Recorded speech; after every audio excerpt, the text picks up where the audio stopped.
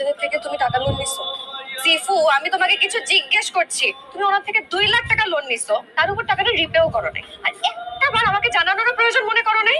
এখন উনি যখন তখন বাসায় এসে আমাকে ডিস্টার্ব করতেছে, টাকা চাচ্ছে, আমি একা একটা আমি কি করবো? পালাই পালাই বেড়াইতেছো। হোয়াটস রং উইথ ইউ? কিভাবে কথা বলতেছো না কেন? তুমি একটা জবও করো না, মাঝে মাঝে কি একটা সাইড বিজনেস করো, টাকা আসে আবার নাই, নাই মানে নাই, একদম নাই। তারপর তুমি ফোন বন্ধ করে 4-5 দিনের জন্য তোমার ফ্রেন্ডের সাথে ট্যুরে চলে যাও। আমি তোমাকে ফোনে পাই না, তুমি কোথায় আছো, কি করতেছো, আমি কিচ্ছু জানি না, কিচ্ছু জানি না। ছিটি মাম্মি, না না না, আমি তোমাকে ভালোবাসি। তোমার এই ভালোবাসা না আমার জন্য তো প্রেশারের মতন হয়ে গেছে। বিশ্বাস করো, মনে হচ্ছে আমি একটা প্রেশার কুকারের মধ্যে আছি, যে কোনো সময় বার্স্ট আউট হয়ে যাবো। ওর সাথে না আমি আর থাকতে পারতেছি না। বিশ্বাস করো, তোমার তো লজ্জাও নাই। তুমি একটা জব করো না, কোনো রেসপন্সিবিলিটি নাই, সংসারের কোনো দায়িত্ববোধ নাই। আমি একা একটা মেয়ে, সংসারে সব কিছু করি, যখন যা লাগে সবকিছু আমি